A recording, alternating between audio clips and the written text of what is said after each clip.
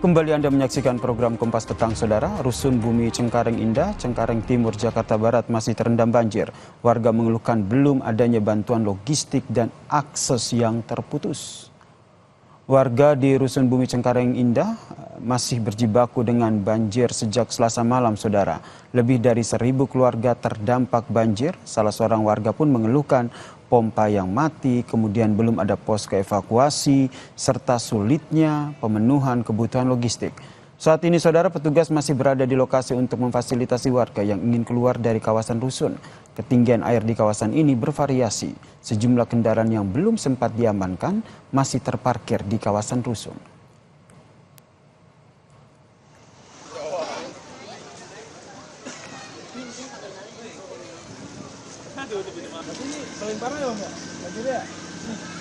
Hingga Rabu siang, BPBD Jakarta telah mengerahkan tim dan juga menurunkan sejumlah perahu karet untuk memfasilitasi warga yang ingin keluar area rusun. Selain perahu karet, relawan juga memanfaatkan perahu rakit. Warga berharap posko pengungsian bagi warga yang berada di lantai dasar rusun.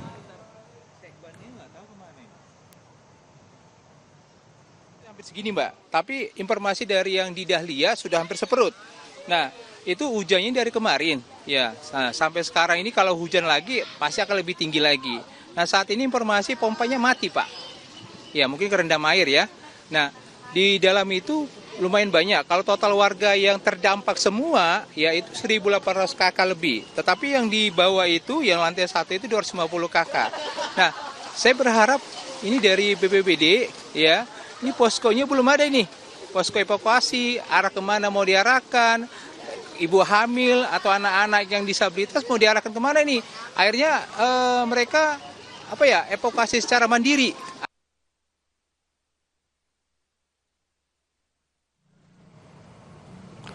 Permukiman Gading Ria Lestari di kawasan Kelapa Gading, Jakarta Utara juga terendam banjir pada Rabu siang, Saudara. Warga terpaksa menggunakan perahu untuk keluar masuk perumahan mereka.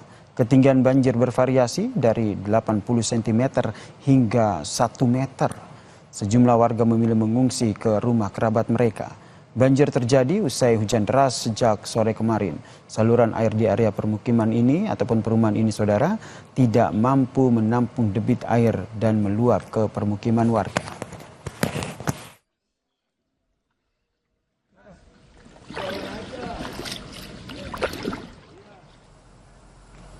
Sementara itu, Saudara, banjir di tol Sediamto arah Jakarta menuju ke Bandara Soekarno-Hatta masih tersisa setinggi 30 cm. Hanya 3 ruas jalan yang bisa digunakan hingga antrean kendaraan pun sempat terjadi lebih dari 1 km. Hingga kini, petugas tengah mengoperasikan pompa untuk menguras air dari jalur tol. Ada sedikit genangan lah ya, masih bisa dilintasi oleh kendaraan. Jadi ketinggiannya tadi pagi sampai dengan 30 cm sampai 35 cm. Namun demikian, seperti yang kita lihat di lapangan, masih bisa dilintasi oleh kendaraan 3 lajur dari arah Jakarta atau dari arah Semanggi menuju ke Bandara Soekarno-Hatta. Ini penyebabnya ini adalah karena curah hujan yang terjadi tadi malam itu cukup tinggi. Sebelumnya, Saudara, pada Selasa malam, terowongan ACS Bandara Soekarno-Hatta terendam banjir.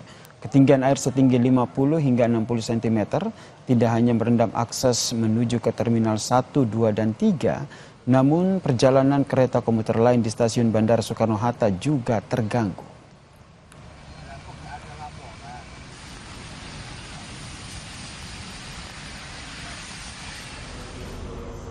Akibat intensitas hujan yang cukup lebat dan angin kencang sejak kemarin, perjalanan pesawat menuju ke Bandara Soekarno-Hatta pun terganggu. Setidaknya ada 23 penerbangan menuju ke Bandara Soekarno-Hatta dialihkan ke bandara lain. Bahkan ada yang kembali ke bandara asal keberangkatan, Saudara. Dari 23 penerbangan yang terdampak, ada 19 penerbangan rute domestik dan 4 penerbangan rute internasional.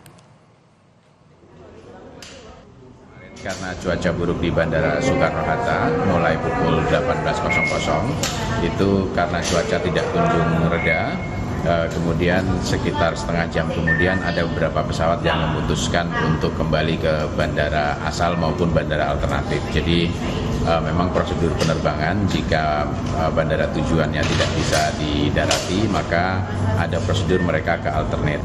Tadi malam tercatat 23 pesawat yang menuju bandara alternatif.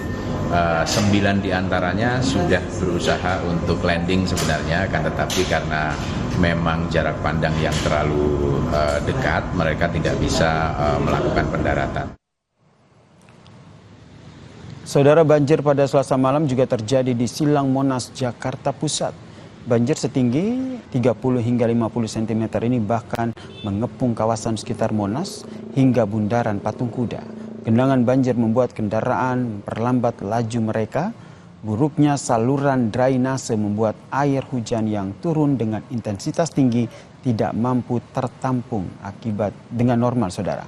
Akibatnya, air kembali tumpah ke permukiman dan menggenangi ruas jalan.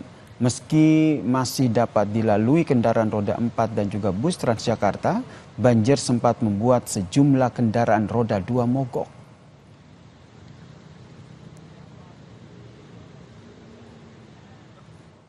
Kita pantau perkembangan banjir di tol menuju ke Bandara Soekarno-Hatta. Sudah ada jurnalis Kompas TV Renata Panggalo dan juru kamera Febri James dan yang berada di Cengkareng, Jakarta Barat, dan juga ada di Triksi Valencia dan juga juru kamera Bondan Wicaksono yang berada di Cengkareng, Jakarta Barat. Kita ke kawasan Cengkareng dulu, ada Triksi di sana. Triksi, bagaimana proses evakuasi yang berlangsung di sana?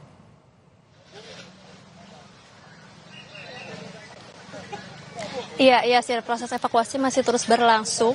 Melihat juga ini sudah menjelang pukul 5 waktu Indonesia bagian Barat, di mana nanti ketika sudah mulai gelap, di dalam ini masih belum ada aliran listrik maupun juga aliran air yang menyala. Maka dari itu ada kemungkinan akan semakin banyak warga yang melakukan evakuasi ataupun juga meninggalkan tempat mereka. Nah, tapi memang sebenarnya kalau kita melihat belum ada posko secara terpusat yang dibangun maupun juga posko secara mandiri yang dibangun oleh warga sekitar. Karena kalau tadi saya berbincang dengan beberapa warga, mereka memilih yang pertama melakukan evakuasi, mengungsi di rumah saudaranya masing-masing. Ataupun yang juga yang kedua adalah karena ini adalah perumahan rumah susun ya dengan ketinggian ataupun juga dengan 4 lantai. Jadi untuk lantai 2 dan juga sampai lantai 4 ini masih aman, sehingga masyarakat pun masih bertahan di dalam karena memang tidak naik ke atas air banjirnya, tapi untuk akses jalannya memang sudah tertutup air. Kalau kita lihat ini masih ada genangan air yang cukup tinggi ya, dan juga saudara, bervariasi. Di tempat saya ini masih sekitar 20 cm sampai 30 cm. Tapi kalau ke dalam ini masih sampai 70, ada yang bahkan 120 cm. Karena tadi kalau info dari petugas menyebutkan sudah ada pengurangan setidaknya 20 cm yang berhasil kemudian dikuras, maksud kami disedot begitu ya. Nah, tapi kalau misalnya terkait dengan masyarakat sendiri, ketika mereka memilih untuk tetap bertahan di rumah masing-masing, memang ada beberapa warga yang kemudian keluar dari rumah untuk mencari makanan, minuman, lalu kemudian mereka balik lagi ke dalam untuk bisa mengumpulkan setidaknya logistik buat keluarga sendiri ataupun juga dengan tetangga-tetangganya. Jadi masih banyak sekali masyarakat yang tetap memilih di dalam, sekalipun juga nanti ketika jelang malam hari sudah tidak ada lampu ataupun juga sudah tidak ada listrik dan air, akan ada juga masyarakat yang masih memutuskan untuk evakuasi.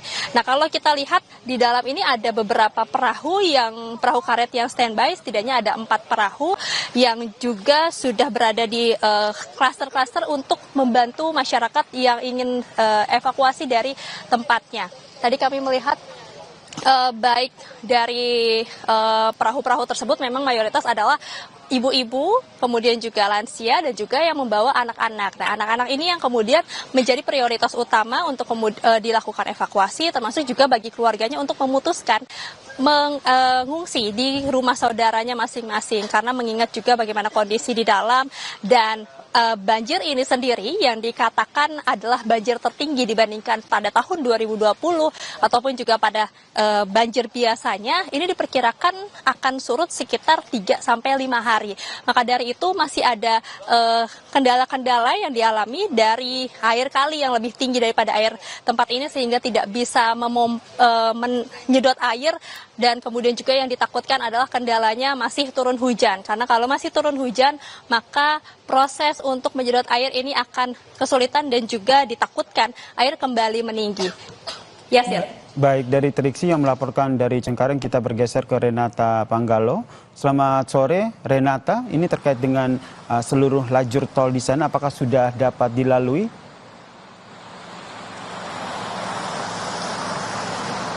Iya Yasir, sayang sekali memang untuk lajur yang bisa berfungsi yang sedianya 4 lajur, kini baru bisa difungsikan 3 lajur karena memang untuk genangan air sampai saat ini masih menggenangi lajur keempat dan juga bahu jalan. Kalau di titik kami melaporkan saat ini, Yasir dan juga saudara, ini ketinggiannya sekitar 20 cm.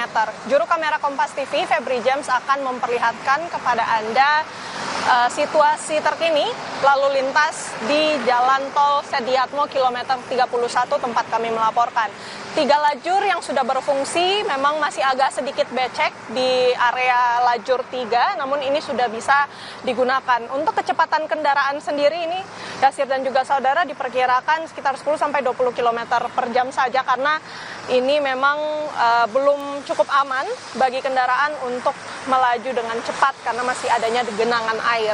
Selain itu juga antrian kendaraan karena kita tahu di titik ini di kilometer 31 memang sangat dekat dengan gerbang tol Cengkareng yang mengarah ke Bandar Udara Internasional Soekarno-Hatta.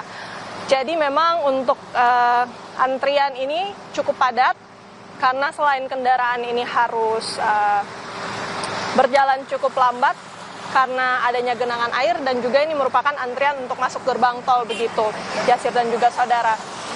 Sampai saat ini petugas sudah mengerahkan sebanyak 5 pompa air. Memang ini menjadi antisipasi yang sudah dilakukan oleh Jasa Marga karena memang sejak tadi malam curah hujan yang tinggi ini menyebabkan banjir di sejumlah titik di Jalan Tol Sediatmo, khususnya di tempat kami melaporkan ini di kilometer 31. Kita berharap tentunya karena ini cuacanya memang masih cukup mendung begitu, ini hujan tidak datang lagi karena apabila kembali hujan, saudara, ini ditakutkan atau dikhawatirkan akan kembali terjadi genangan air yang lebih tinggi lagi. Yasir.